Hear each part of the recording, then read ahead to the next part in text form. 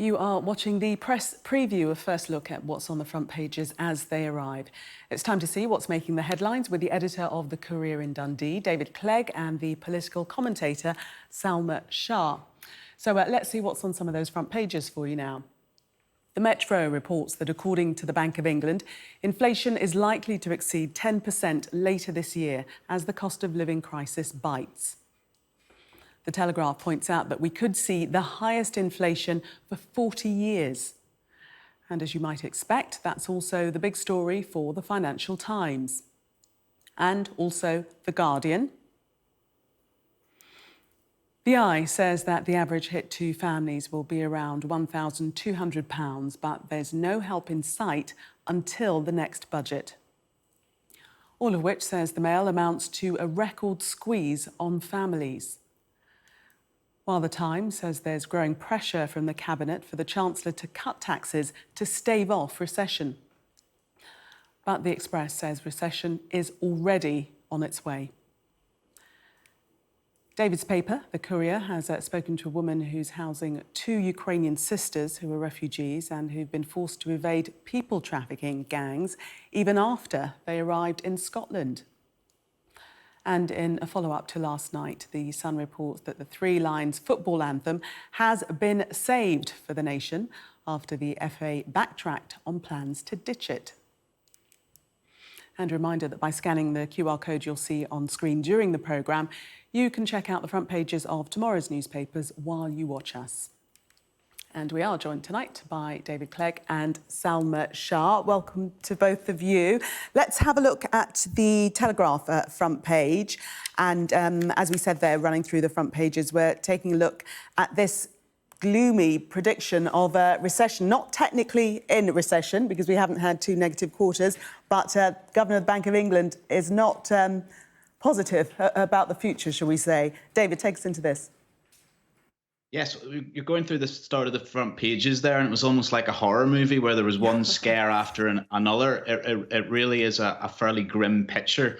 That's echoed on the front of the Financial Times, I think it is, tomorrow, by Roger Lee, the head of UK equity strategy at Investec. And his quote is, "This is the sum of all our fears." So we really are at that situation where we're seeing inflation topping 10%, the possibility of a recession next year, some speculation that the average cost of fuel could go up to £2,800 for the average household. We saw some suggestion that this could all cost £1,200 for each household, just the increase. So it really is a fairly bleak economic picture. And I think as you go through the papers, what we're seeing is that this is going to be a real challenge for the UK government. And the Chancellor, Rishi Sunak in particular, about what he's going to do about it. Because there's calls from some cabinet ministers, in fact, in the Times, for him to cut corporation tax, to perhaps cut VAT. And then he's also under a lot of pressure from more progressive voices for a stimulus package, for perhaps a windfall tax on the energy companies, which have been raking in such huge profits during this the spiralling energy costs. So there is a suggestion that he's trying to do nothing until the next budget. But I think given the front pages we have here, given the report from the Bank of England today, given the great concern that is being expressed by all economists, really, that we're facing the greatest cost of living crisis in 40 years, maybe, it feels like the pressure for some serious government response to this now is almost overwhelming. Yes, Salma, that's certainly the case, isn't it? When you read headlines like this, highest inflation in 40 years, this is an emergency.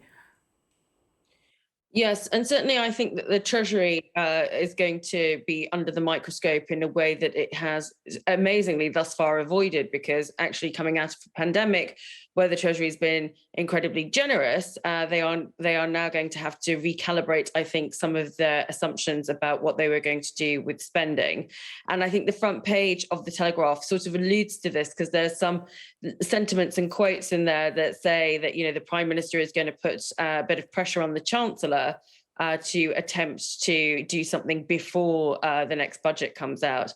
I also think it's very interesting to see what impact this is going to have. I mean, not directly because there's not enough time for it to have had an impact, but on the local elections, and what this then means if you try and extrapolate what the cost of living crisis is going to do from polling and what that means for a future general election, which is really not that far away. So I think the pressure is on both, most importantly, for the reality of people's cost of living, but also for the politics of the situation. Yes, you mentioned there the local election, Salma, and we're seeing live pictures from Wandsworth. We know that all 58 seats of the council are up for election there. One of the councils that could potentially change hands and swing towards Labour, although it might go to no overall control. So one of the councils to watch. Let's continue with our review and have a look at the Financial Times.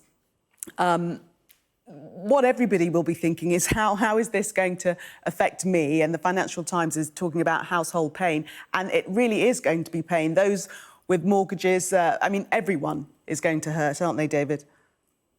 Yes, I don't think there's not a silver lining I can pick out for you, I'm afraid. I don't think there's much light on the horizon there. I think really, whether it's a homeowner, whether it's someone who's worried about fuel costs, whether it's a small business owner, basically everything's going to get more expensive, and the impact on that also is going to be there's buried in the Bank of England predictions today, there is talk about rising unemployment, which I think could reach 5%, I believe, from memory. So we're going to start to see that go through to the job market. So there is this issue that Salma was talking to there, which is that the government is going to be facing pressure on this at a point when we suspect after tomorrow, with perhaps some somewhat unimpressive election results behind them, where there is going to be this sense where the public are going to be disgruntled, but also, I think, very worried and fearful for their future. They've just came through coronavirus. We've just came through this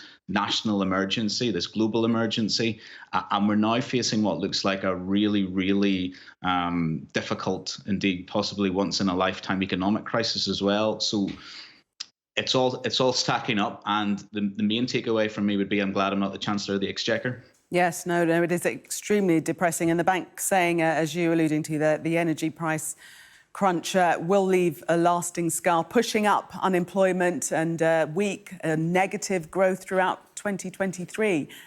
There is no silver lining, it seems, Salma.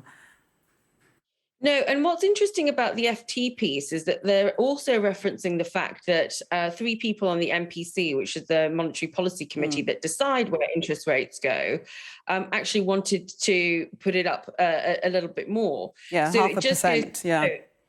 It just goes to show that there's a lot of difference of opinion. But, the fact that there were 3 members that wanted for it to go up a further 0.5% than where it's at is that actually they feel that the inflation is really going to get out of control. So I sort of slightly worry that 10% at the end of this year is perhaps a bit of a conservative estimate from the Bank of England. So this is going to be really quite painful, really quite quickly for a lot of people. And the government is going to have to reconsider how it wants to respond to this. Let us move away. We could stay with the economy and inflation. But let's have a look at the Telegraph. It is the front page. And this is a story about COVID deaths in relation to Sweden and their anti-lockdown policy. David. Yeah, yes. Well, I think it's interesting because it's a World Health Organization report which has looked at the COVID death situation across the world, actually, and what it's been looking at is excess death rate. So what they're trying to work out is, because there's concerns across the globe, has everyone been calculating deaths properly? Have some countries been unreporting the number of deaths in their area? And what they feel is a more sophisticated measure of how places have responded to the pandemic is this excess death rate, which in Sweden they're saying, which is known for having had a very casual lockdown approach, they're saying it's better than many other places in Europe.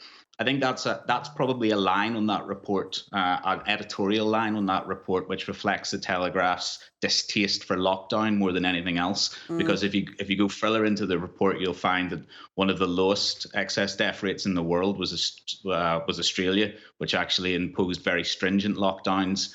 and indeed travel restrictions. So I think it's actually a really interesting report that the Telegraph touches on there, which has other issues in it which are worth looking into about, indirect deaths, this idea of the number of deaths that were caused not by the virus itself, but also excess deaths that wouldn't have happened if the virus hadn't been there, because hospitals weren't operating properly, because people were behaving differently and not getting checked out for stuff that they should have been getting checked out for. No. So it's an interesting story. Yes, no, very interesting. We've just got time. We are running out of time, sadly. Salma, can you take a look at the Courier for us? I know it's David's paper, but this story about people trafficking in relation to Ukrainian refugees. Yes, so this is fascinating because it's very much a brilliant sort of local perspective on an international story. And I believe, and David's going to correct me if I'm wrong, but a local lady has been waiting for 2 women to arrive that she's going to take in as refugees, who have basically been harassed and have been at risk of people trafficking. And I think this just serves to underline that refugees coming over are not having an easy time on their journey, let alone when they arrive here, and really exposes some of the risks that they're under from criminal gangs and major exploitation. Salma, thank you. David was nodding in agreement, so I think he's approving. She got it perfect, and she can have a job on our communications team anytime she wants. Brilliant, there you go. Approval there. Thank you both, David and Salma.